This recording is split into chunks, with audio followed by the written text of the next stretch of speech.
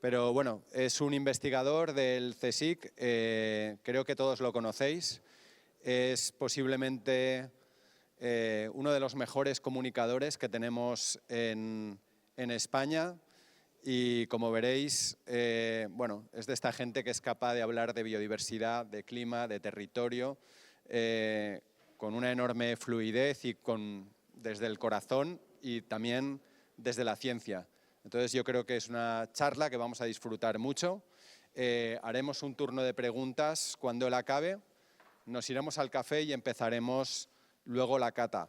Os voy a pedir una cosa, y es que cuando nos vayamos al café dejéis, por favor, las mesas lo más recogidas posible, ¿vale? Porque hay que instalar todo, los salvamanteles, las copas, y entonces si quitáis vuestros cuadernos, teléfonos, todo, pues vamos a facilitarle mucho el servicio al personal, ¿vale? ¿Fernando? ¿No está?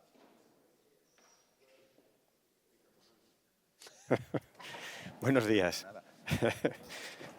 ¿Qué tal? Gracias. Muy bien. Gracias. Buenos días a todos y todas. La verdad es que ante todo, gracias por vuestro tiempo, gracias por empujar estas jornadas. A los organizadores un poquito más de gracias, pero en realidad creo que es un día estupendo, muy inspirador, con un gran sol. Y ya os podéis imaginar que en algunos momentos de mi charla no serán muy positivos. Intento al final levantar, pero el diagnóstico es difícil. Y algunas de las diapositivas las he cambiado esta noche después de la charla, de la reflexión de Jordi, que ayer nos dejó a todos un poco como diciendo vaya visión de la realidad. La realidad está aquí y esto no la vamos a cambiar, la podemos interpretar, entender, mejorar, pero es la que es, ¿no? Así que habrá piezas interesantes, pero habrá piezas también dolorosas. Podemos empezar, por ejemplo, con una visión algo histórica, ¿no? Y podemos pensar que la Tierra no siempre fue un lugar amable. Aquí tenéis una visión de lo que se conoce como Snowball Earth, la Tierra como una bola de nieve. Hubo momentos muy fríos, muy duros, aquí hace 700 millones de años. Pero uno de los mensajes que sí que me gustará insistir es que la vida se abrió paso y la vida creó condiciones para la vida. Podemos pensar, por ejemplo, en el oxígeno. El oxígeno es una molécula tóxica, es una molécula muy reactiva. No hay nada más que ver lo que le pasa a nuestra bicicleta que dejamos sin atender en el balcón, cómo la encontramos al cabo de unos años, ¿no? El oxígeno es terrible y provocó la primera gran extinción, una de las primeras grandes extinciones de la vida. O te adaptabas al oxígeno o morías. Y el oxígeno lo creó la propia vida, los organismos fotosintéticos. Pero esas condiciones luego resultaron muy favorables para los que sobrevivieron a aquella amenaza química que era un 21% de la atmósfera estando compuesto por el oxígeno. Y por supuesto unas condiciones de temperatura, el vapor de agua regulado, las condiciones que permitieron una especie de invernadero que fue dando lugar a la biodiversidad. Y esto fue dando lugar a una especie que lo cambiaría todo. Porque las 5 primeras extinciones, grandes extinciones, han sido por causas múltiples. Si había implicado alguna especie, como por ejemplo los organismos fotosintéticos, eran muchas. Sin embargo, ahora es una, nosotros. Podríamos poner muchas cifras, pero a mí este artículo científico me resulta bastante claro. Somos un predador, pero no somos un predador cualquiera. En esta gráfica básicamente lo que se hace es compararnos con los grandes predadores y somos 300 veces más predador que cualquier predador, ¿no? Matamos, por ejemplo, si nos quedamos con las especies de vertebrados, a 14.000 especies, lo cual supone 300 veces más de lo que nos tocaría en esa estadística si fuéramos un depredador más. La mayoría de las especies, la verdad es que no las extinguimos a propósito. De hecho, no tienen ni nombre. No sabemos ni qué especies estamos extinguiendo. Por eso el número tiene todos los ceros que puede tener. 1 millón. 1 millón de especies es lo que se calcula por la ciencia, la mayoría de ellas sin nombre, que estamos extinguiendo actualmente. Es más o menos 100 veces por encima del nivel habitual, normal, estándar de extinción, porque la vida está en constante renovación. Pero en este mundo materialista, en este mundo en el que todo tiene un valor, tendremos a ese cuñado el día de Navidad que nos dirá, ¿esto para qué sirve? ¿Para qué sirve la biodiversidad? Hay que tener preparada alguna respuesta. Por ejemplo, ¿sirve para reducir el riesgo de incendios? Está demostrado que los bosques más diversos son más ignífugos. Esto podría ser una primera pregunta de contención ante el materialismo. Resulta que le podemos dar la vuelta y esa biodiversidad que nosotros protegemos resulta que nos protege. Y ahí los ejemplos son muchos. Podemos ir desde los manglares que nos protegen de tsunamis hasta bosques diversos que nos protegen de los incendios. Pero una idea importante que hoy quería enfatizar es que la diversidad está asociada con función. A medida que perdemos especies, perdemos funciones. Una especie realiza muchas funciones y una función puede ser realizada por muchas especies. Ahí tenemos un cierto margen. Podemos perder algunas, sin perder del todo la función. Pero esto equivale, por ejemplo, a los remaches de un avión. Un avión puede ir perdiendo remaches. Pero llegará un momento que o bien ese remache era clave para sujetar el motor, el ala, o bien hemos perdido tantos remaches que el avión deja de cumplir una función, volar. Os voy a poner 3 pinceladas de una serie de estudios que durante varias décadas estuvimos haciendo en un equipo muy amplio, muchos investigadores de Europa y de Estados Unidos, combinando bases de datos sobre la biodiversidad forestal. Para haceros una idea, aquí tenéis algunos números, 90 instituciones, un periodo de 150 años gracias a la dendroecología, 770.000 parcelas, 30 millones de árboles de más de 8.700 especies. Por esto nos permitían las revistas más exigentes hablar del bosque global. Podíamos hablar del bosque global porque entre nosotros juntábamos muchos datos. No os voy a poner gráficas, pero una frase que resume buena parte de las investigaciones era: la diversidad de las especies arbóreas que componen el bosque aumenta la productividad. Y fijaros que es muy sorprendente porque la mayoría de los bosques que se plantan, gestionan para la productividad, tienen una única especie. Bueno, además de estos estudios sacamos que la pérdida de riqueza de especies arbóreas, debido a la pérdida de diversidad en general, tiene un valor económico de hasta 500.000 millones de dólares al año cuando medimos la pérdida de productividad forestal asociada a esa pérdida de especies. Esa cifra, quizá algunos de vosotros y vosotras estáis familiarizados, para mí es una cifra astronómica. Yo todo lo que sea más allá de mi hipoteca no sé lo que es. Pero esto lo podemos poner en una referencia muy clara. Esto es más del doble de lo que costaría llevar a cabo la conservación eficaz de todos los ecosistemas de la Tierra. O sea, solamente lo que nos da, en términos de productividad, la diversidad forestal, paga y te da otro tanto de lo que cuesta conservarla. Ahí tenemos un argumento para el cuñado, el día de Nochebuena, bastante potente. No os voy a hablar del tercer punto, pero lo dejo aquí. Los 3 grandes beneficios de conservar la biodiversidad, apuntalados por estudios de biodiversidad forestal, pero que son extrapolables a muchas otras áreas de biodiversidad, son que aumenta la productividad, sobre todo en el largo plazo, que su conservación queda más que cubierta por la productividad asociada y pensar que hay muchas más funciones que solo la productividad. Y eso precisamente es una de la tercera característica que no he desarrollado, que luego si queréis hablamos más, que es lo que se conoce como la multifuncionalidad. El hecho de que los ecosistemas cumplan más de una función, pues también aumenta con la biodiversidad. Y aquí os quería poner un concepto algo teórico de la física, de las matemáticas, que son las propiedades emergentes. Son propiedades que no se desprenden de la simple suma de los individuos. Un equipo de fútbol tiene propiedades emergentes, ¿no? Si todos fueran Messi, por muy buenos que sean Messi, sería el peor equipo del mundo. El hecho de que haya una complementariedad entre los jugadores hace que tenga una propiedad emergente, que es ganar, ¿no? O jugar muy bien. Bueno, pues estas propiedades emergentes, por ejemplo, de la biodiversidad, llevan a la resiliencia. Ayer se comentaba de manera bastante clara e intuitiva lo que era esto de la resiliencia. Sabemos que es algo que necesitamos en momentos en los que las cosas cambian muy deprisa. Vivimos en tiempos exponenciales, lo cual quiere decir que cada vez pasan más cosas en menos tiempo. Y la resiliencia es precisamente la capacidad de volver a recuperarte después de algunos de estos cambios. La biodiversidad es clave en esto. Y la productividad que veíamos antes, y muchas más funciones. Y además de muchas más funciones, lo que quería era extender el concepto de la biodiversidad a la diversidad en general. Porque lo mismo que se aplica a la diversidad de pajaritos o de bacterias, se aplica a la diversidad étnica, cultural, lingüística, de género. Todas las diversidades, la coexistencia entre formas distintas, confiere propiedades emergentes. Nosotros, por supuesto, hemos fracturado el metabolismo de la Tierra en varios grandes ciclos de la materia. Producir comida y energía para todos los que somos fractura sobre todo el ciclo de la energía en general, ¿no? Pero también el ciclo del agua, el ciclo del nitrógeno y el ciclo del fósforo, por mencionar algunos así importantes.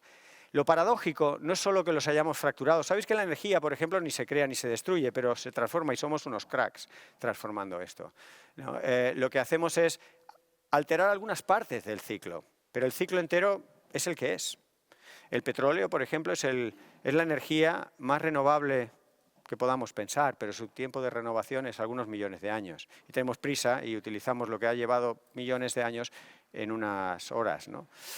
Esto es el cambio que normalmente introducimos en los ciclos de la naturaleza. Cambiamos unas partes del ciclo, no lo podemos cambiar todo, además tampoco sabemos ni tenemos especial interés, solo somos oportunistas de esos ciclos. Lo más paradójico y lo más a revisar es que producimos el doble, en líneas generales, de la comida que necesitamos para comer. Hay 11 millones de personas que mueren de hambre, pero producimos el doble. Y también producimos aproximadamente el doble, en Europa el triple, en Estados Unidos el quíntuple valor de lo que hace falta para ser sanos y felices.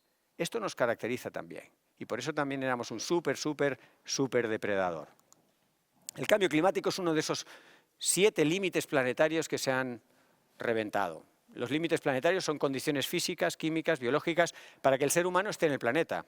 Somos una especie que demanda muchas cosas y no es fácil tenernos vivos. Paradójicamente somos nosotros mismos los que estamos reventando los límites para que nosotros podamos estar en el planeta. Y el cambio climático es uno de ellos y ya está aquí, ¿no? Y mostraré algunas cosas. Esta gráfica, por ejemplo, representa la temperatura de los mares. La línea de abajo verde, la línea preindustrial de referencia. Y ahí veis los 3 últimos años, son los 3 años con la temperatura del mar más cálida. Pero a medida que nos acercamos al presente, el mar se va calentando con toda la cascada de efectos que eso trae consigo. El planeta se vuelve más oscuro. Devolvemos menos radiación. La línea negra es la radiación que absorbemos, la línea roja la que reemitimos, ¿no? Y fijaros, por belleza poética, el punto de mayor divergencia entre estas dos líneas es el 2015. ¿Os suena el 2015? La sonrisa de Obama, Yes We Can. El Acuerdo de París. Curiosamente, cuando el ser humano planteaba sobre la base de la ciencia, ojo, estas líneas empezaban a separarse. 2015 empieza a ser el momento clave para oscurecer el planeta y recalentarnos a fuego lento. Fijaros, la sequía y las inundaciones son 2 caras de la misma moneda y todo tiene que ver con un principio físico muy sencillo, muy sencillo. Una atmósfera más cálida secuestra del suelo y de la vegetación el agua líquida, la evapora. Y se queda almacenada porque el agua ni se crea ni se destruye en forma de vapor en la atmósfera, de tal manera que cuando hay condiciones para una precipitación hay más agua en juego.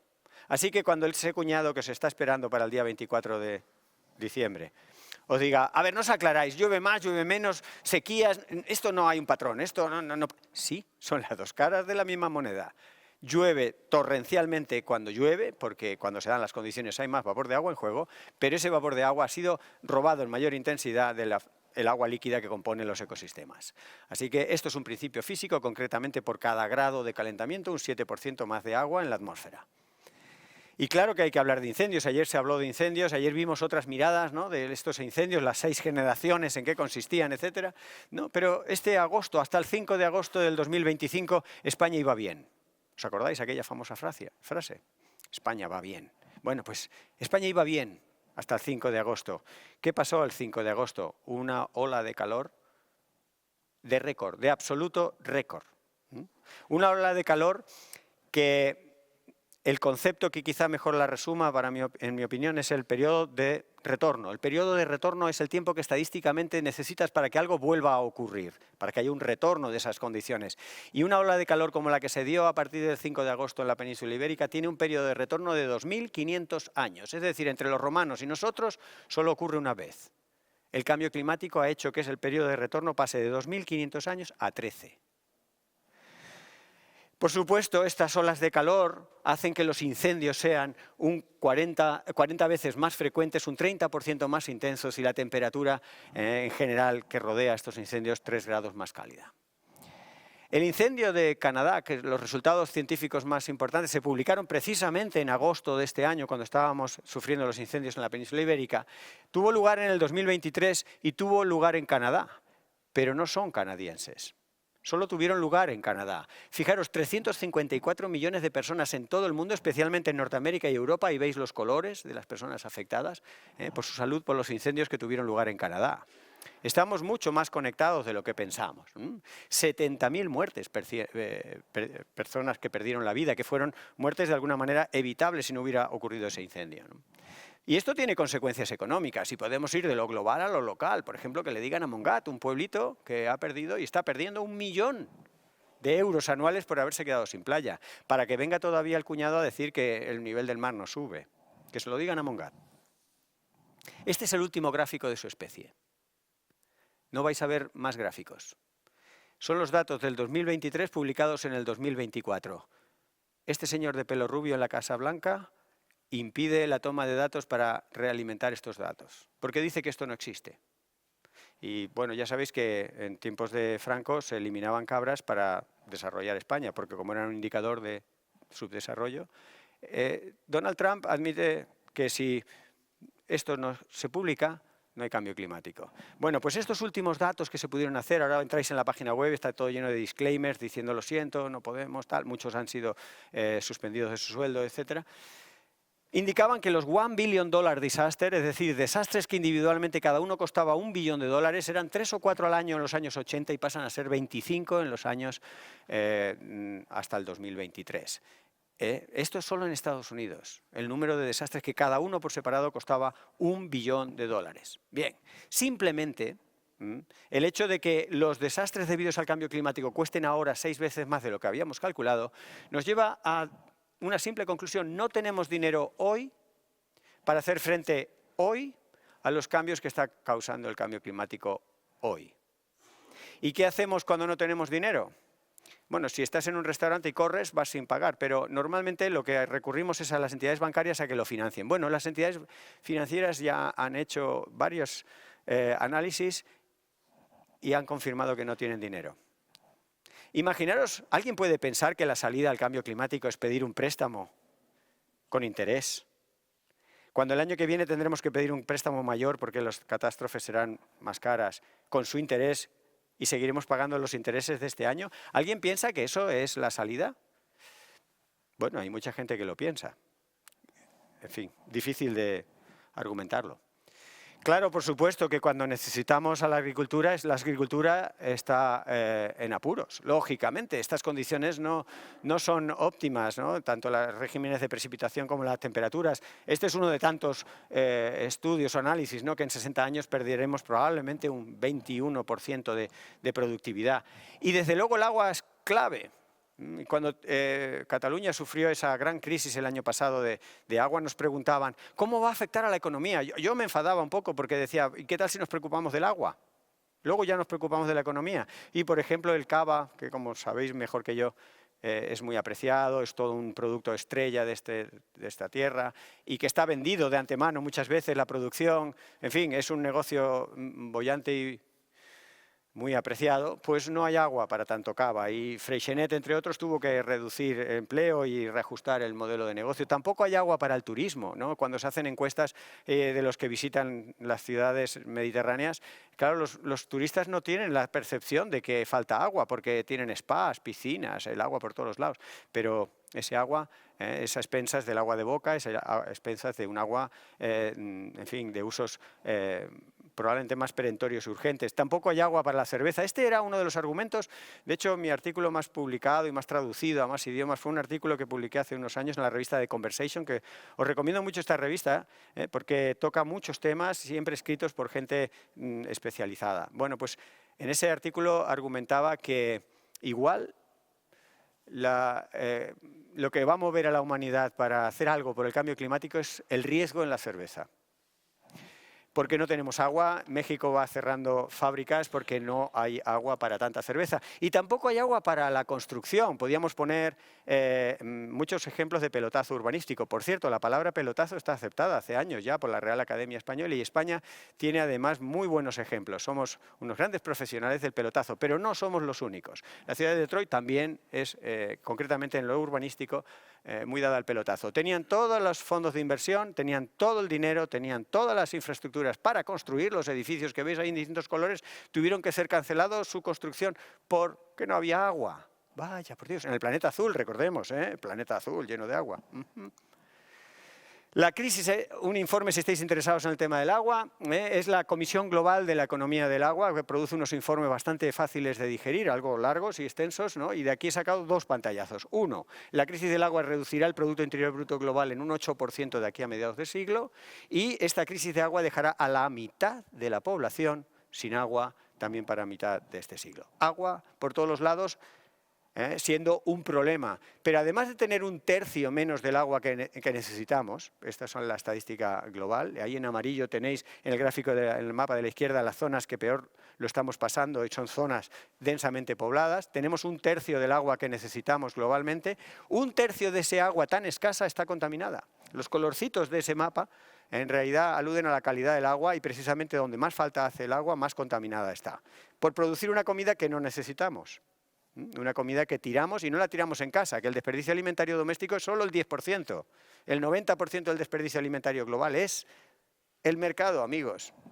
Bien, y por todo esto y mucho más se habla, por ejemplo, en términos de solvencia planetaria. Este tipo de enfoque me parece que puede ser entretenido, porque es, de alguna manera, aceptar que si no se habla de dinero parece que no se habla de nada importante. Si solo habláramos de mariposas y sipuncúlidos, probablemente la charla no tendría ninguna trascendencia. Hay que meterle algún euro o dólar.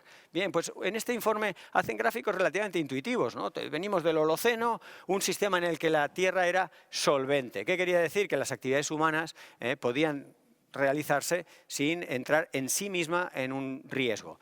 Pero ahora estamos en el punto amarillo y tenemos como dos opciones, ¿no? Prosperidad y abundancia, reajustando muchas actividades en verde, o bien ir al antropoceno turbulento e insolvente, al que, si no hacemos nada, parece que vamos, eso sí, como un cohete, que diría nuestro presidente. Nos quedamos sin biodiversidad cuando más la necesitamos. Precisamente las pandemias, el cambio climático necesitan la biodiversidad para todas esas propiedades emergentes que dejé caer un poco al principio, ¿no? Algunas de las funciones son claves, tienen una derivada directa en la economía, ¿no? Los polinizadores naturales son la base de muchos sistemas agro-silvo-pastorales, ¿no? Y la contaminación unida al cambio climático y, por supuesto, los plaguicidas, la mayoría de los cuales no hacen falta, como se acaba de ver ahora, por ejemplo, con tantos productos que añadimos a los cultivos, que en realidad lo que hacen es enriquecer pues, a la empresa productora de esos productos, pero no a al ecosistema agropastoral o agrícola. En Europa, como sabéis, el porcentaje es muy alto de especies que dependen de los polinizadores. Más del 80% de las especies de cultivos los requieren. En España el porcentaje es un poquito más bajo, pero también muy alto. El 70% de nuestros cultivos requieren de los insectos, que los vemos cada vez en menor cantidad en nuestros campos. La diversidad de todo tipo. Aquí este señor que ha bajado en la medida de protección este año, a pesar de que sus poblaciones no son suficientes todavía y no han alcanzado la estabilidad, nos protege de pandemias, por ejemplo, nos protege de enfermedades infecciosas. Las poblaciones del lobo, por ejemplo, se regulan como buen predador, tiene mecanismos de regulación demográfica. En fin, parece que no lo hemos entendido y la liamos a tiros con todo lo que nos pone un poco nerviosos. Somos así. También hay que aprender a quererse, ¿eh? Somos así. Vamos a ver cómo nos podemos rehabituar al mundo en el que estamos. Todo está cambiando por nuestra culpa más deprisa de lo que nuestro cerebro paleolítico es capaz de encajar. Pero fijaros qué frase más poética me ha quedado. El clima suavizado hizo posible la vida. Ahora la vida podría suavizar el clima. ¿Por qué? Pues, por ejemplo, los famosos almacenes de carbono. Dejemos el carbono donde está, que nadie me queme un sarmiento. Por incómodo que sea la acumulación de los residuos agrícolas, lo mejor que se puede hacer con ellos es recomponerlos, meterlos en el suelo, y es un almacén de carbono que necesitamos que esté en forma lo más estable en el suelo posible. A la larga fertiliza, yo sé que puede ser un incordio, pero como ese necesitamos que todos los grandes almacenes de carbono se quedan donde están. Bastante carbono tenemos ya en la atmósfera y bastante lento es irlos sacando de ahí por los sistemas naturales, porque de momento los sistemas tecnológicos no son suficientes o no se pueden implementar a una escala relevante para secuestrar ese carbono que está en la atmósfera en forma de CO2, ¿no? Lo mismo que decimos de la Tierra lo diríamos del mar. Aquí tenemos el mar muy cerca, pero como no somos marinos, lo del mar, seguimos tratando a los mares como tratábamos a la naturaleza hace un par de siglos, ¿no? Como realmente depredadores. Y ya veis todos los conflictos que hay por las ballenas, por las zonas de las aguas internacionales. Ahora vienen con las minas y los fondos marinos, etcétera. Al mar lo tratamos de una manera muy extraña, muy poco sostenible, en parte porque no vivimos ahí, ¿no? Pero se aplicarían muchas cosas. Donde sí vivimos es en las ciudades, y mucho de lo que estamos diciendo se aplica a esa naturaleza simplificada de las ciudades. Los parques urbanos, la biodiversidad, reduce el riesgo de enfermedades de muchos tipos, incluyendo enfermedades infecciosas, pero desde luego atenúa las olas de calor y atenúa, si está bien planificado con el urbanismo, los riesgos de inundaciones y de avenidas rápidas. Así que podemos ver a la biodiversidad también como una guardiana del clima y regula el ciclo hidrológico de forma muy eficiente y retiene el agua, por ejemplo, en el caso de riesgos de inundaciones. Tenemos ahora que entrar, os propongo que entremos durante unos minutos, algo que también se ha ido comentando estos días y que yo creo que en vuestro sector sois muy conscientes, ¿no? Que es el mundo del suelo. El suelo es clave para el clima, para el agua y para la productividad. Interacciona con las tres cosas y hay veces que hay que asomarse a esa parte más oscura y subterránea. Pero es clave, la materia orgánica, la fertilidad y el agua están ahí, almacenadas a nuestra disposición si la gestionamos bien, y la tenemos que hacer con mirada de futuro. La mayoría de los suelos agrícolas de nuestro país, como de los países que llamamos así desarrollados, no son meros soportes inertes. Y una de las primeras cosas que hacemos con los suelos es roturarlos. Una cosa es un pequeño arado, una cosa superficial, y otra cosa son estos arados industriales que lo que hacen es desestructurar el suelo. Y una de las cosas que voy a insistir hoy mucho, y ahora cuando hable brevemente del mosaico volveré a insistir, es que sin estructura no hay función, sin remaches no hay ala. La biodiversidad son los elementos, pero en realidad la estructura es lo que permite que la biodiversidad sea funcional. Si nosotros reponemos la estructura año tras año, como hacemos con las playas, y han dejado de tener estructura y por tanto han dejado de tener su biodiversidad natural. Eso es lo que hacemos, somos muy toscos, ¿no? Con la biodiversidad no la sabemos gestionar y homogeneizamos las cosas. Bien, pero la estructura y la función están estrechamente conectadas y mucha gente de forma intuitiva, sin tener idea de propiedades emergentes y las conexiones entre lo uno y lo otro, lo ha ido respetando, ¿no? Hasta que nos vemos un poco empujados por estos mercados a producir, producir, producir. Y se nos va el control de la situación de las manos. El mundo del suelo es el mundo del carbono, del nitrógeno, también del agua y, por supuesto, de invertebrados y microorganismos. Todo un montón de procesos ecológicos apoyados en una biodiversidad que necesita una estructura. Las micorrizas no se dan en cualquier capa. Necesitan unas condiciones de oxigenación, de presión, de humedad, que no se dan a 2 metros ni se dan a nivel superficial. Si removemos todo eso, estamos rompiendo la estructura. Es tan evidente que yo a veces sueño con que no tardaremos en ver campos y campos en los que no se are. Pero de momento vemos estas grandes máquinas para destrozar la estructura de los campos. Y el paisaje sería estructura a gran escala. Esto que nos acerca ya al mosaico, que tenía que hablar algo, quité algunas diapositivas viendo lo mucho que sabéis del mosaico, dónde voy yo a hablaros a vosotros de mosaico. Pero el paisaje lo tenemos que ver como precisamente una gran estructura, una macroestructura. Y el mosaico es una forma de abordar un paisaje al que le pedimos muchas funciones. Y además un paisaje al que está sometido a muchas presiones, a muchos riesgos de incendios, riesgos de sequías. Aquí tenéis la tramontana. Hay un montón de amenazas diferentes que no las puede sobrellevar solamente un tipo de paisaje. Y el mosaico es una buena solución. Y por eso es una solución milenaria. Los romanos ya practicaban con la dehesa un sistema de alternancias para mantener la dehesa en el futuro. Para tener dehesa hace falta que muchos trozos hoy no lo sean. Pero ahora tenemos dehesas fósiles. Cuando uno da un paseo por Extremadura, en realidad está viendo un bosque que se está muriendo. Es como cuando te regalan una tortuga y te dicen a ver si la puedes cuidar y la tienes en casa, y esa tortuga el día que entra a tu casa empieza a morirse. Pero tarda mucho en morirse, tarda 2 o 3 años. Tú crees que la estás cuidando y en realidad estás alargando su agonía. Con las dehesas está ocurriendo lo mismo, tardarán 70 años, 100 años, 150 años en morirse, pero las dehesas necesitan renovación y una dehesa no da lugar a dehesa. Una dehesa requiere un mosaico. Ah, amigo, pero es que esa parte de matorrales es muy fea y ahí ponemos un polígono industrial. Esa zona hay que dejarla para la dehesa que habrá dentro de 100 años, porque dentro de 100 años la dehesa que hoy nos gusta no existirá. Y eso es la idea de un mosaico y además un mosaico dinámico. La parte del dinamismo es la que a veces le falta a los mosaicos, porque además lo tenemos todo parcelado. Julián tiene su parcela dedicada a X. Pedro, María, lo tiene dedicado a el espacio natural protegido, tiene su...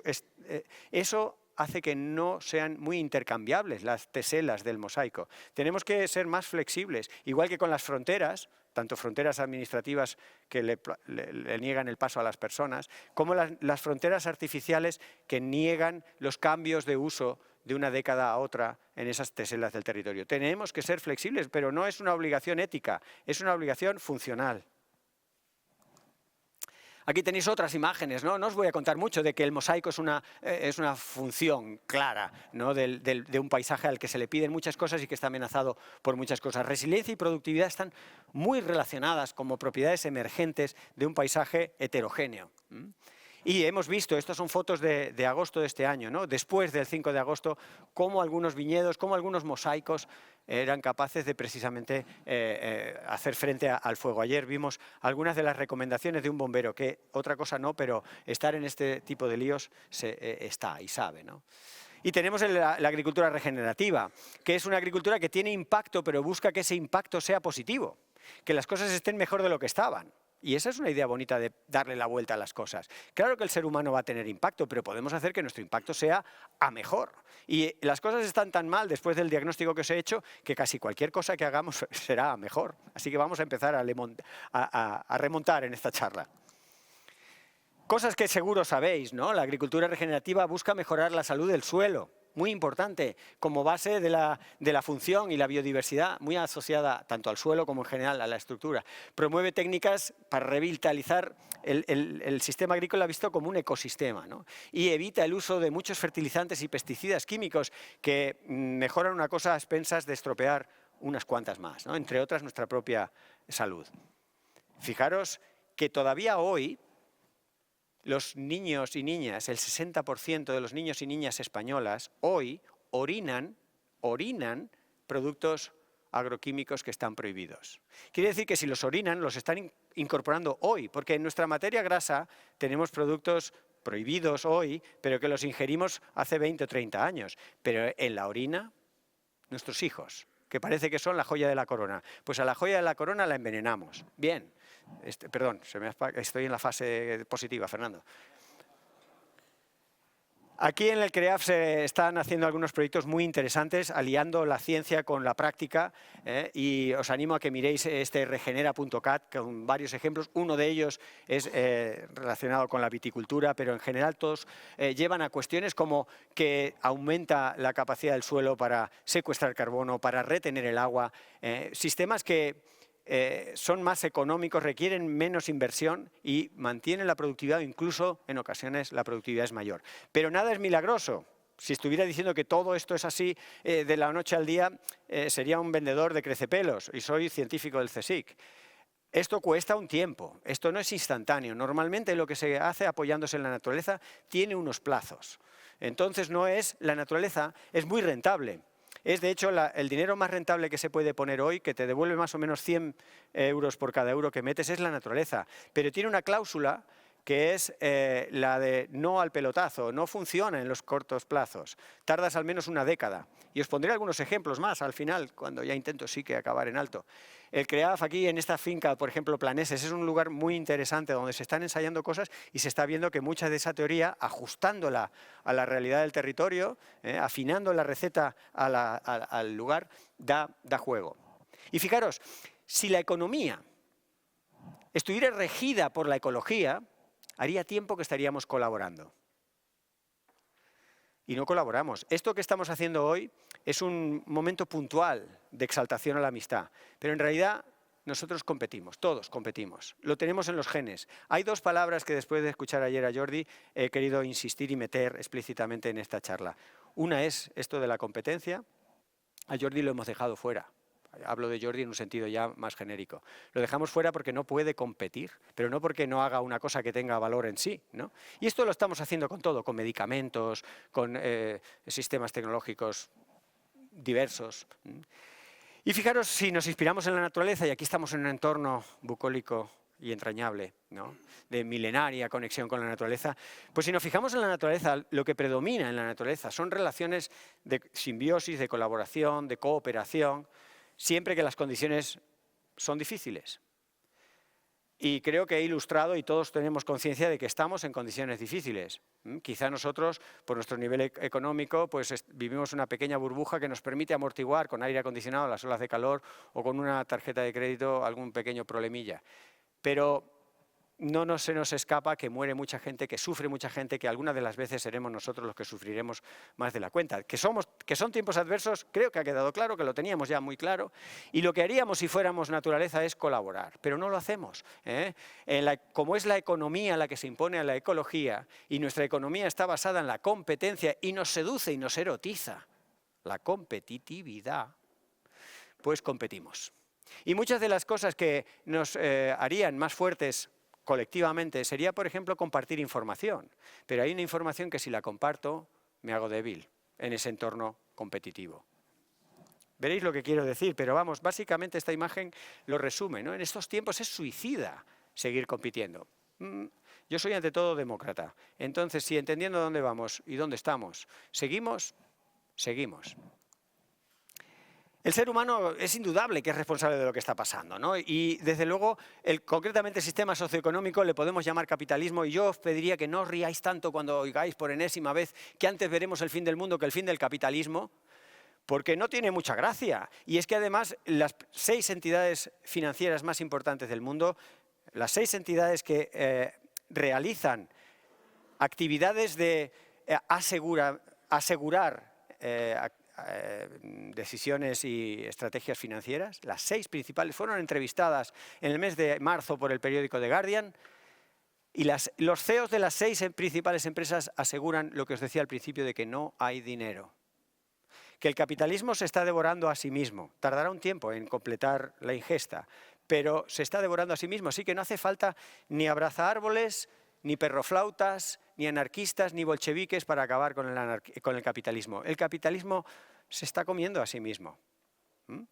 Esto es un poco duro, porque es el sistema en el que nos hemos criado, pero es lo que hay. Cuando uno da una clase a chicos y chicas que tienen 8 años y todavía no han sido formateados por el sistema educativo, y les contas estas cosas y les dices que necesitamos 2 planetas o más, te dicen, solo tenemos uno. Y digo, menos mal que hay alguien que todavía se ha dado cuenta, ¿no? Y fijaros, los riesgos para la economía son ecológicos. Y esto no lo digo yo, que puede tener un pequeño sesgo por aquello de ser ecólogo. Lo dice el Fondo Económico Mundial cuando pone las luces largas y mira las amenazas para la economía. Aunque no alcanzáis a leer cada una de esas rayitas, lo verde es verde. Dicho por los economistas, las amenazas a corto y largo plazo para la economía son cambio climático, pérdida de diversidad. Son cosas verdes. La economía no es un riesgo para la economía. Cuando tenemos una crisis económica, no es una crisis económica, es una manifestación económica de una crisis ambiental. Cuando tenemos una crisis geopolítica, sanitaria o la que queráis, no es una crisis de eso. Hoy en día son manifestaciones sanitarias, económicas o geopolíticas de crisis ambientales, porque el planeta tiene límites. Algo que nos está costando mucho entender y aceptar, porque nosotros somos ilimitados. Pero claro, si venimos del Paleolítico, somos cazadores-recolectores. ¿Qué hace un cazador-recolector? Pilla. Lo que encuentres, pilla. Pero es que ahora el cazador-recolector está armado de una tarjeta de crédito y está rodeado de centros comerciales. Hemos cambiado las circunstancias, pero nuestro cerebro es el mismo.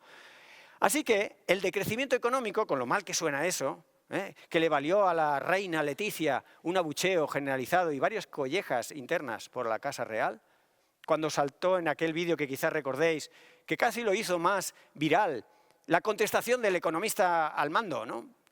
Un prepotente economista extraterrestre, como son la mayoría de los economistas, que tratan al planeta Tierra como si fuera de otro tipo, que no tiene límites. Le dijo, tranquila reina, que esto está controlado, déjanoslo a nosotros. Y claro, todos los demás diciendo, ella simplemente abrió el melón con la palabra, ¿y qué pensáis del decrecimiento económico? Esa es una palabra, es anatema, es blasfemia. ¡Uah! Claro, Ursula von der Leyen le tiemblan las piernas cuando se habla de esto y entonces, como sabe que es inevitable, convoca unas jornadas internacionales de crecimiento económico y les llama Beyond Growth. Es que primero el inglés mola y segundo que Beyond Growth es como aquel dibujo animado en el que te decían al universo y más allá. Y yo decía, ¿y qué hay más allá? Entonces Beyond Growth, post-crecimiento, es muy estimulante, muy sugerente y sobre todo no pone nerviosos a los accionistas y a los que financian tu proyecto electoral, ¿no? Pero en realidad es inevitable, esto va a ocurrir. Las únicas elecciones que tenemos es si lo pilotamos, si tomamos medidas para compensar los efectos no deseados, si vamos canalizando la transición real o simplemente dejamos que ocurra y ocurrirá. Y os propongo una idea que se me ha ocurrido ayer pensando mientras os leía y es la idea de que el mosaico en realidad es una pequeña metáfora del decrecimiento. Porque ¿qué es un buen mosaico? Son parcelas a las que le limitamos la producción o no seguimos poniendo lo mismo que en las demás. Esto, que hemos visto las ventajas asociadas y que muchos de vosotros y vosotras sabéis mejor que yo las ventajas que pueda tener, en el fondo es refrenar. No tengo aquí la foto, pero la iba a poner, pero ya eran muchas y ya estoy acabando. Central Park, en Nueva York, se consideró en su día una grandísima pérdida económica. La cantidad de rascacielos que se podían poner en Central Park, ¿cómo lo dejas ahí en Nueva York sin edificar? Resulta que ese Central Park es un mosaico y le salva la vida a miles de neoyorquinos y neoyorquinas cada día. Y paradójicamente ha revalorizado el valor de las viviendas que rodean Central Park. Como dije que íbamos a acabar en alto, dos ejemplos. Yo colecciono razones para el optimismo. Es un pequeño programa de radio, llevo ya un centenar de episodios, los colecciono porque los necesito. Yo no podría estar aquí hablando del cielo se cae en la tierra, que el mundo se acaba y que tal. Solo de eso, quiero decir, de eso ya hablo. Pero también busco razones para, bueno, por dónde hay salidas, qué podemos hacer, hay soluciones. A estas horas de la mañana todavía estoy positivo. A la caída de la tarde me flaquean las fuerzas. Pero uno de los ejemplos es lo que ocurrió en el año 2018 en la Ciudad del Cabo. Clima mediterráneo, productora de vino, en la que periódicamente iban llegándole como a Barcelona avisos de ojo, viene la gran sequía. Y el 2018 no tenían reservas hídricas, iba a ser un año funesto y se lanzaron unos proyectos a la búsqueda desesperada de cómo podíamos sortear este gran desafío hídrico en el verano del 2018. Por supuesto que salió la tecnología. ¡Hombre!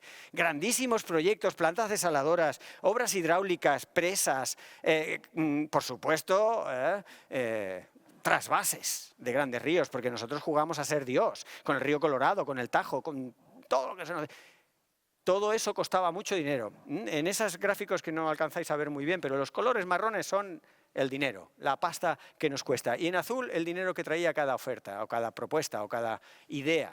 Bien, la idea que al final salió, la solución adoptada, era una solución que traía mucho agua y costaba poco dinero. Y estaba aliada con la naturaleza. Era una solución de perroflautas y abrazaárboles. Y claro, todos los otros se quedaron con sus proyectos multimillonarios que aumentaban el Producto Interior Bruto con un palmo de narices. Y dijeron, bueno, es que mira, este nos trae más agua incluso, ya no es solo por ahorrarnos un dinerillo. Era evitar la transpiración de un montón de plantas, sobre todo pinos y acacias exóticas, invasoras, que se habían ido extendiendo en varias cuencas, sobre todo las principales que abastecían a la Ciudad del Cabo. Y eso requirió además la participación ciudadana y eso fue bonito porque a la gente se sintió parte de la solución. No fue solamente que el cuerpo de forestal de la Ciudad del Cabo se fue a las montañas porque no había tanta gente para quitar tantos árboles, sino la ciudadanía, y esto preguntándoselo a algunos estudiantes de Sudáfrica que he tenido algún máster, decía, pero esto fue así porque yo no estaba allí y lo veo como muy épico. Sí, la verdad es que nos agarrábamos allí, nos daban un mapa, nos decían unas parcelas y nos subíamos por las laderas y nos sentíamos parte de la solución. Así que sí se puede. Y fijaros, cuando Boris Johnson estaba siendo, en fin, amablemente invitado a salir del cargo, él estaba decidiendo, ¿qué tengo, más votantes ecologistas o agricultores? Y por supuesto ganaban los agricultores. Y entonces, hasta entonces, bueno, su política era, dale lo que te pidan.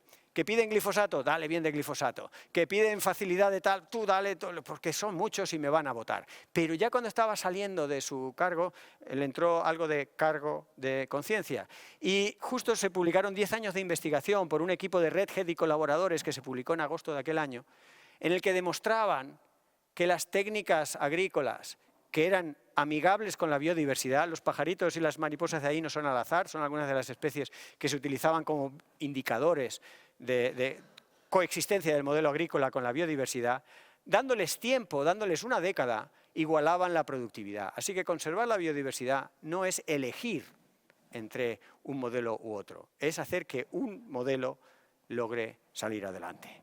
Así que no somos conscientes de lo que hay en juego y por eso no terminamos de cambiar de rumbo. Muchas gracias.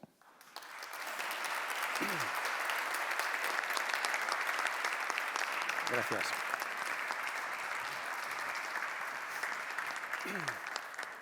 Gracias, Fernando. Muy bien. ¿Alguna pregunta?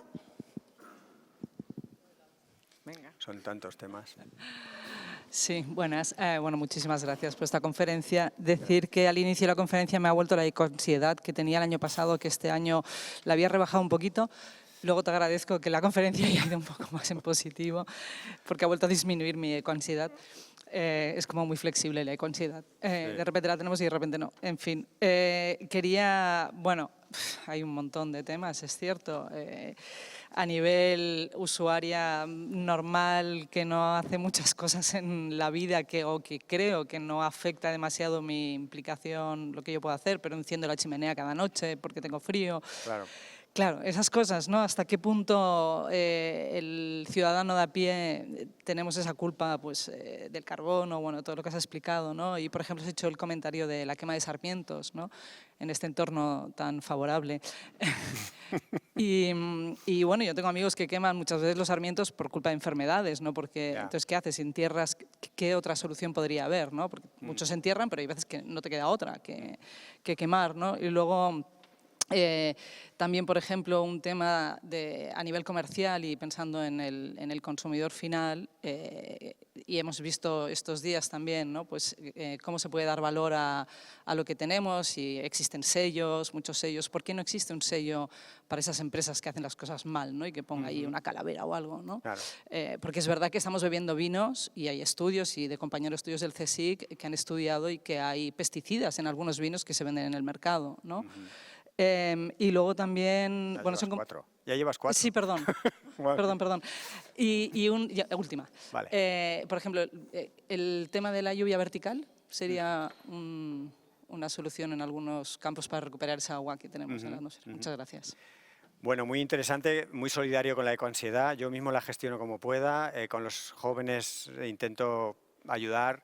Nosotros tenemos, al fin y al cabo, los mimbres que nos da la edad para gestionar momentos difíciles. Es un tema muy complicado. Siempre, ayer hacía alguna broma con mis hijos, siempre que me dirijo a salvar el mundo en algunas jornadas, calibro cuánto nivel de realidad someto, ¿no? Y hablando ayer con Jordi decía, tú nos has dado una buena dosis de realidad. Muchas veces no estamos preparados para la realidad, entonces hay que darla como a trocitos, ¿no? Hay que dar un poquito de realidad y luego soluciones, todo va bien, para que esa ecoansiedad no te bloquee, porque desde luego lo que no sirve para nada es que la gente estemos ansiosos, estresados y defraudados. La primera de las preguntas, igual no me acuerdo de las 5, pero más o menos voy allá.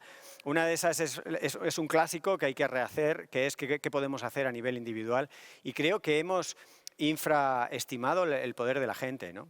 Y para que nos quedemos con esta idea con una broma, porque creo que el sentido del humor es fundamental, creo que he dado con la clave de por qué el partido político Sumar ha fallado, porque se ha equivocado de la operación aritmética, es multiplicar. El partido se debería llamar multiplicar. La gente tenemos un efecto multiplicador no lineal sobre las demás personas. Y por eso los modelos que hablan de los puntos de inflexión social son modelos que te hablan de que no hace falta tanta gente haciendo cosas. Con un 13-17% de personas, eso sí, esas personas tienen que tener algunas propiedades, esas emergentes o particulares. Tienen que inspirar confianza, tienen que ser líderes naturales y tienen que dedicarse un poquito al asunto. Pero no hace falta, estamos tan acostumbrados a funcionar por mayorías que pensamos que hasta que no seamos el 80% de la humanidad haciendo lo que digamos que haya que hacer, esto no tiene arreglo. No, no es cierto. Los puntos de inflexión sociales se pueden demostrar con relativamente poca gente. Lo que nosotros podemos hacer es generar las condiciones para que se den esos puntos de inflexión. No necesariamente tienes que ser Santa Teresa de Calcuta. No tienes por qué ser uno de esos inspiradores, líderes nato, que lo deja todo y va a la cruzada. No está mal que lo seas, pero no hace falta que todo el mundo lo sea. Y eso descarga un poco esa ansiedad, ¿no? Por otro lado, y también en clave de humor, decir que un estudio reciente revelaba que en esto de materia de sostenibilidad podemos incurrir en bastantes contradicciones. No puedes pasarte de 15 porque entonces tu vida es un desastre en el punto de vista de sostenibilidad, pero te puedes permitir entre 4 y 14. Menos de 4 serías un fundamentalista y tendrías que tener asistencia médica. Entonces, entre 4 y 14, pues unas cuantas contradicciones. Es decir, aflojemos la exigencia, autoexigencia, pero no nos descuidemos de la función que podemos jugar como individuos, tomando medidas que dan cierto ejemplo a nuestros hijos, en nuestro entorno, y pensemos que eso tiene un efecto multiplicador, no aditivo.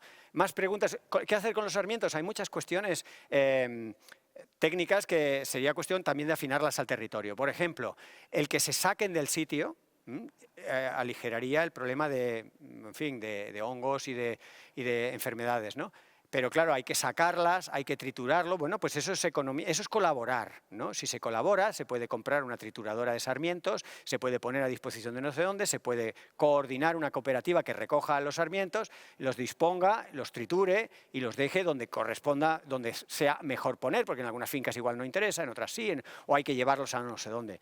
En realidad, la recomendación es: los residuos vegetales no los quememos, que además están causando desde diabetes y Alzheimer en Murcia, por ejemplo, hasta problemas de obesidad y problemas de autismo en los niños en el Delta del Ebro, documentado, pero ha reducido la esperanza de vida en la India 5 años solamente la quema de residuos vegetales. O sea, nos estamos envenenando, quemándolos, y nos juegan un papel estupendo dejándolos. Pues dejémoslos, ¿no? Parece como... Ahora veamos el cómo. Y muchas más cosas, no sé.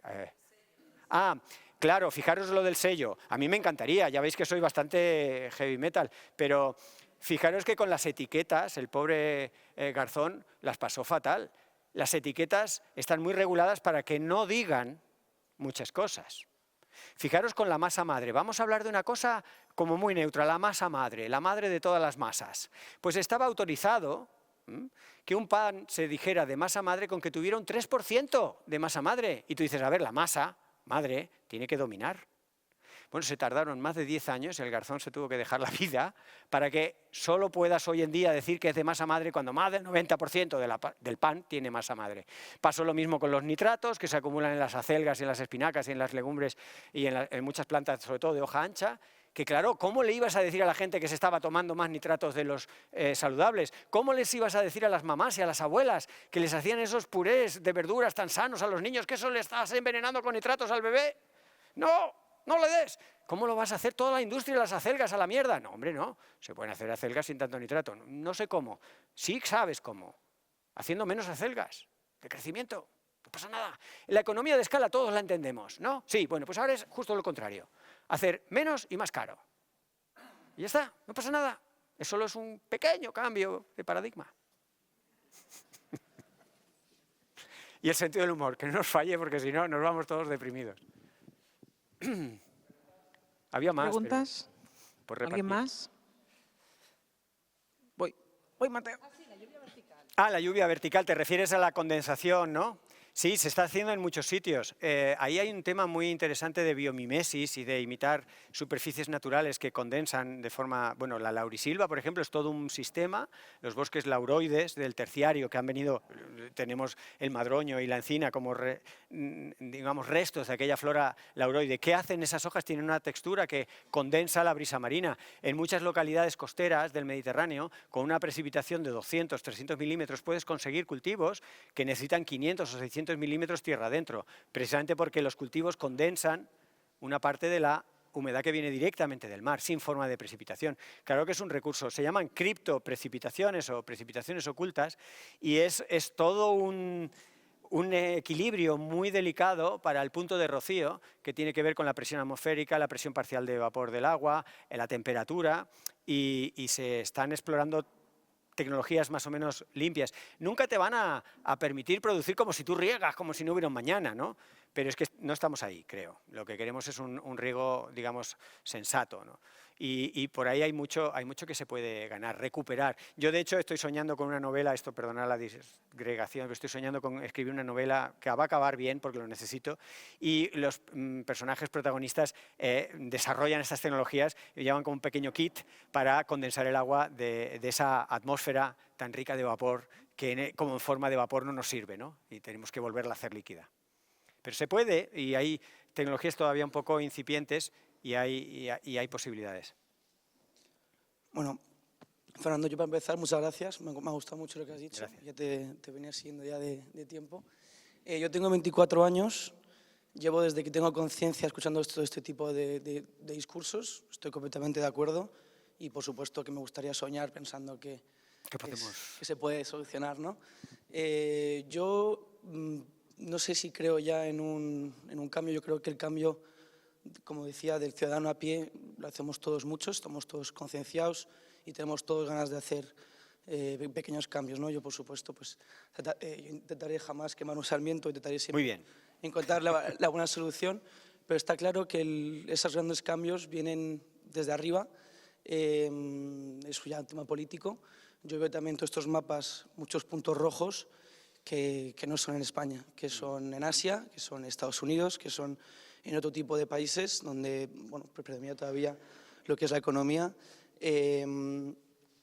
Bueno, yo no sé ya si hay que votar a la derecha, si hay que votar a la izquierda, si hay que votar al centro, si hay que ser anarquista y a tomar por saco todo y lo quemamos todo y ya está. O nihilista, que todavía es más divertido.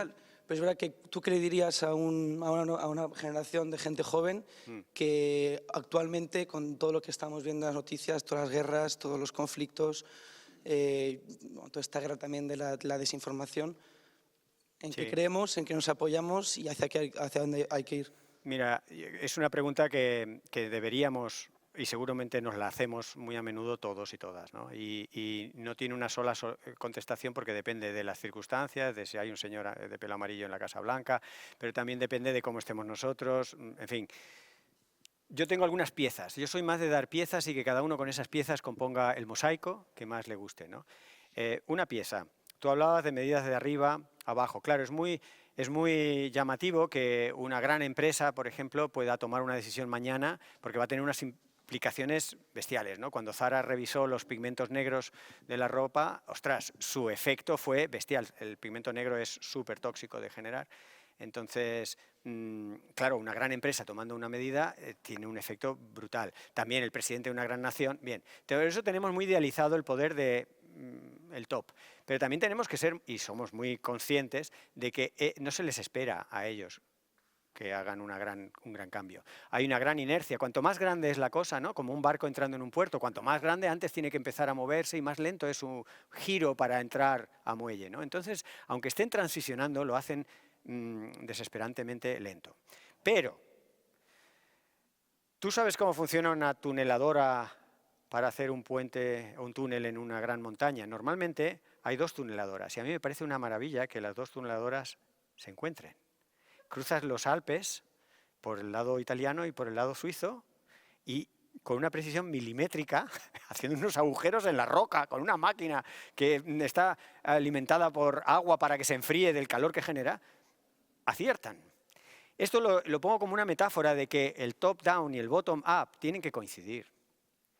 Y el top está leyendo nuestro subconsciente. Se llama marketing, se llama felicidad hedónica, se llama dopamina. Entonces te venden lo que ellos saben que te vas a resistir a negarte comprar.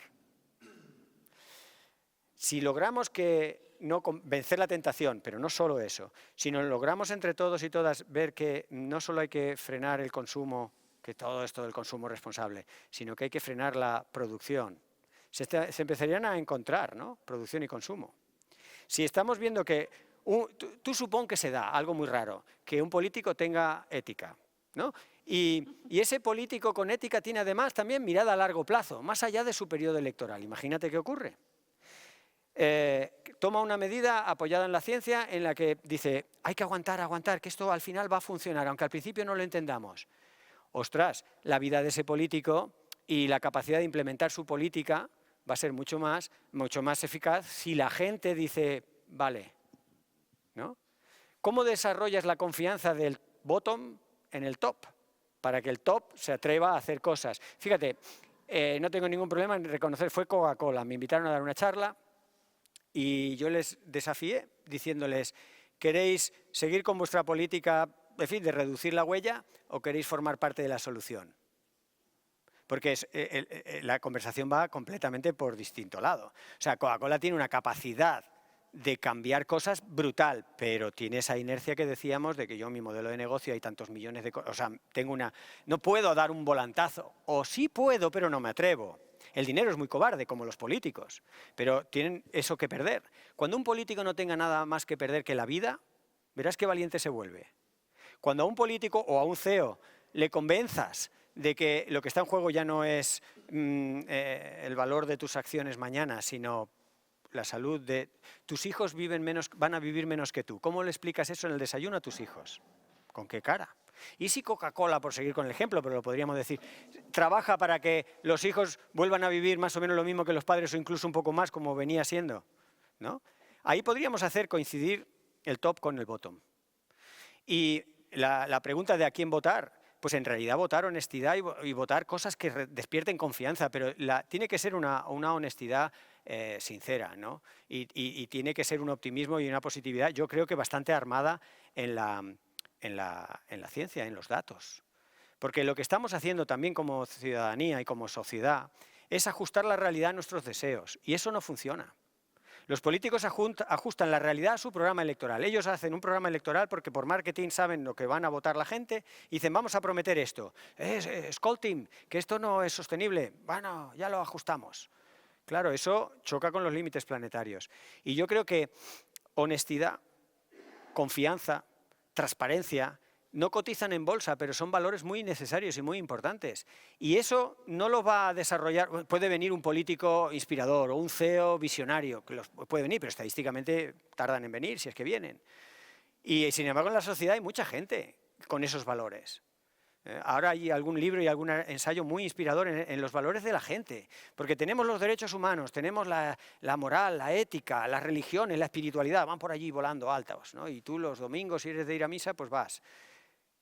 Pero hay un montón de valores en la ciudadanía que tienen que ver con la amabilidad, el buen trato, la confianza que se desarrolla, que son unos bienes potenciales, que además los multiplicas por los 8.000 millones de personas, y es un potencial tremendo para cambiar muchas cosas. Y el sistema socioeconómico es un convenio, no es una ley de la gravitación universal que no puedes cambiar, es un puro convenio. El que el norte global deje de estrangular al sur global es una voluntad. El que el Banco Monetario, el Banco Mundial y el Fondo Internacional dejen de estrangular con la máxima deuda que han calculado que pueden pagar, bueno, en realidad no la deuda, sino los intereses de la deuda al sur global, que eso es parte del gran mecanismo que nos está llevando a reventar los límites planetarios. ¿Por qué? Porque estás sobrecalentando el motor de producción. ¿A base de qué? De tener nuevos esclavos.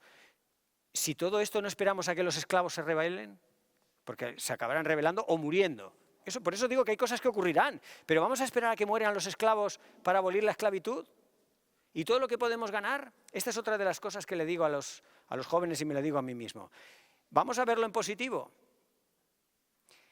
¿Y si toda esta crisis climática no existe y hemos arreglado el mundo para nada?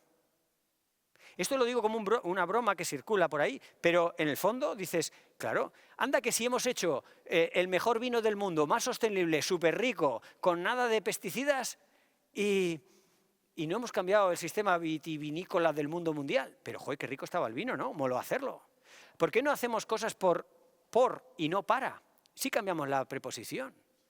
Hacer las cosas porque tiene sentido, porque está bien, porque disfruto, porque le veo lógica, te salta de la felicidad hedónica, que es la que estamos acostumbrados, la del orgasmo, la del pulso, la del momento, a la felicidad eudaimónica, que le da sentido a las cosas. Y esa felicidad no se estudia en economía. En economía se estudia la felicidad hedónica, la del placer instantáneo. Y esa nos sirve para mucho. Y esa nos está llevando rápidamente a siempre querer más. Y paradójicamente no nos hace ni felices, porque en el libro este que sortearemos hay una parte en la que digo, es que la fiesta no mola. Hablo por fiesta la sobreproducción, la sobreexplotación de los recursos. Sería como una gran orgía, ¿no?, de usar agua, recursos, petróleo, tal. Si lo estuviéramos pasando bien, el mundo pegaría un gran petardazo con Homo sapiens disfrutando de lo lindo, pero es que no es el caso. Estamos enfermos físicamente y psíquicamente. La salud mental no levanta cabeza. Los suicidios, acá hablabas de jóvenes. Es terrorífico los datos de suicidio, claro, ¿por qué? Porque ven un mundo sin salida, pero es que los viejunos nos quitamos ahora que nos vamos a dar la hostia, los viejunos decimos, tira tú, os toca a vosotros, sois la responsabilidad, sois el futuro. Tío, que te has cargado medio planeta, literalmente el 47%, no te quites ahora. Entonces, ni no te quites, pero sí con la genialidad suficiente para que los jóvenes hagan otra cosa que estadísticamente es muy improbable que lo hagan igual de mal que nosotros. Esa generosidad no se está viendo, pero esa generosidad bien entendida empieza por uno mismo, que es que los jóvenes, dándoles lo que no les estamos dando, que es confianza. Imaginaros que hubieran menores de edad en los consejos de administración. Eso sería un cambio radical. Claro que la van a cagar, algunos de esos niños propondrán una tontería, claro, y lo que están proponiendo ahora, esto no son tonterías, pero serían tonterías diferentes, y necesitamos diferencias. Estamos en un momento en que viva la diversidad. Y estoy mezclando muchos conceptos para que hagáis vuestro lo que tenga más sentido de lo que digo. Son muchas piezas y todas no se van a cambiar hoy, pero la que resuene más en tu sector de actividad, en tu círculo de amistades o en tu emoción interna, muévela y que tenga sentido a tiempo real. No miremos el futuro, las cosas pasan ya. Entonces, haz cosas que le veas sentido hoy. Y por convergencia, mucha gente haciendo cosas que tienen sentido hoy, trabajarán en un estupendo futuro. Ole.